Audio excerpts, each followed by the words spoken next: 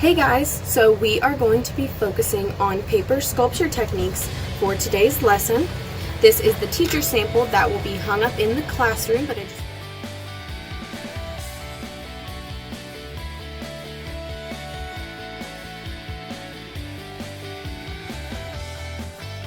So now we are going to get started on the different techniques. I am going to start with the fringe because that one seems to be one of the easiest to understand and to get. So what we're going to do is we're going to take our scissors and you're going to pick up the piece. You can make these as thin as you want, you can make them long, you can make them short and turning horizontal like this. I'm going to do this one this way, and all I'm going to do is take my scissors and very gently just cut right up, and it's just going to have a trail hanging off. And I'm going to do the same over a little bit, and I'm just going to repeat this motion. You can go up on the paper as high as you want. You can make your pieces as thin or as thick as you want. You just want to make sure you don't cut right here, because if you do, then all your pieces will fall off. So I'm just going to keep cutting up here, making them different sizes, making sure that I'm not cutting off those other pieces. And once I've hit the edge of the paper, you'll see I've got this little kind of bouncy type paper. I can either leave this extra piece on, or I think I'm going to cut that off. So now I've got this little piece of fringe. If you want, you can fold them, make them stick out like that. You can leave them flat and bend up some or anything if you want.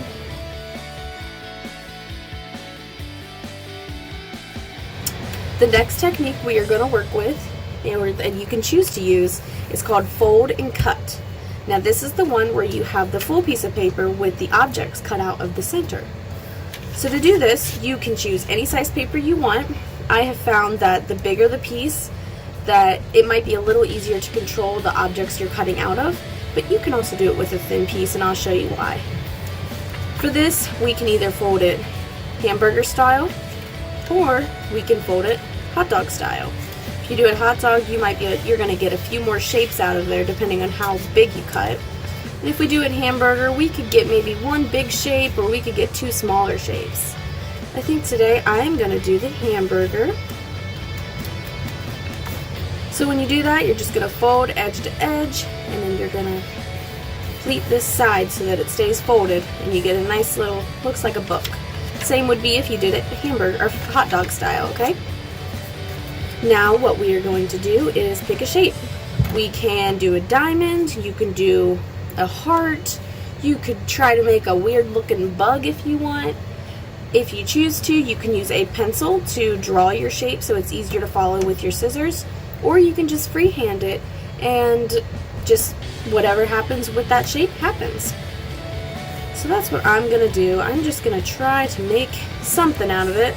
I'm going to take on the edge that we folded, this edge that is closed, not the open edge. You're going to take the inside edge right here, where it looks more like an oval against the side, and you are going to hold the end that's open, this side right here, and this is what you're going to cut on, the side that's closed. So I'm going to take my scissors, and we'll just cut something out of here. We'll go a little higher. I'm just doing some easy little swirls. When you cut, you're not going to cut from the bottom. You're going to go up a little bit just so it's not against the base, because if you do that, then we're not going to be able to get the shape in the full paper. You need to go up a little bit. You can go up as high as you want or as little as you want. Just make sure you are not cutting this edge. Same with the top. When you get to the top, you cannot cut this edge. You have to leave some paper right here so that there is a shape that shows. Once you cut this out, you're going to have a little piece of paper, and that should be what it looks like when I open this piece of paper. So let's see. There we go.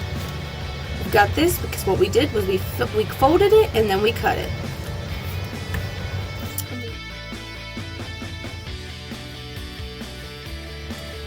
The next one we're going to do is called a swirl technique. This one may be a little harder. It is fun to do though. So what you're going to do, you're going to think of a shape. I am going to do a square. I am going to fix this paper scrap That way it's more of a square and it's easier to cut.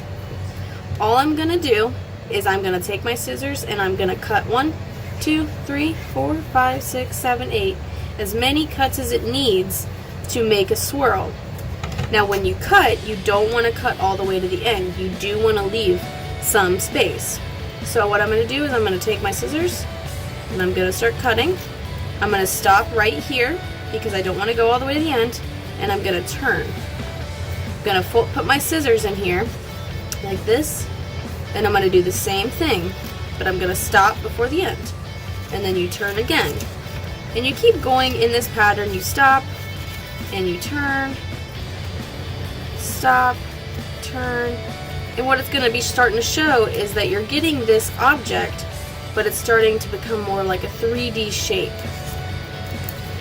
When you're getting closer to the middle, it is a little harder to cut. You have to be more precise on how big of cuts you're doing because you don't want to cut all this piece off.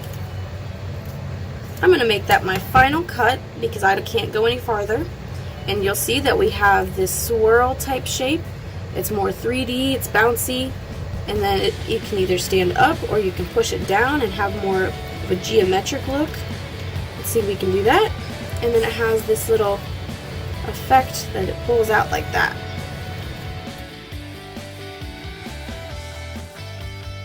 The final paper technique that I'm going to show you today is known as a pleat, or what some people call an accordion ribbon. Everyone has different names for everything, and that's okay. It can be confusing, but we make it work. So for this one, you can do a long piece of paper like this one, or you can do a more of a thicker piece, longer and more horizontal. So for this one, you're going to take one end and you're going to fold. And with that fold, you're going to see it has a little edge. On your next fold, you're going to go the opposite way. So it's going to give that look to it. And again, when you do the next one, you just go opposite. And you're just going to go back and forth like this as you're folding it. Try to keep it as even as you can, but if it goes off, that's okay. So just back and forth motions. You're going to make sure you push it down pretty hard. That way it stays nice and pleated how we want it. When you get to the end, you're going to make sure you squeeze it. It should look something like this. And then you can open it. When you open it, you will have this nice folded edges.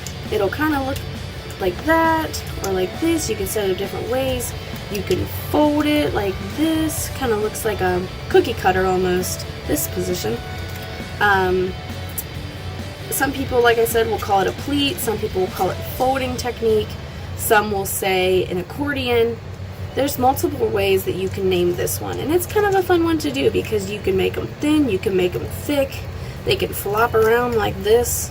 They're just kind of fun. They could even look like worms if you wanted to decorate it. That is all I have for you today on our paper sculpture techniques. I hope you enjoyed it. Again, I'll give you one last look at this. Today we did the fringe technique, the swirl, the pleat, and the fold and cut.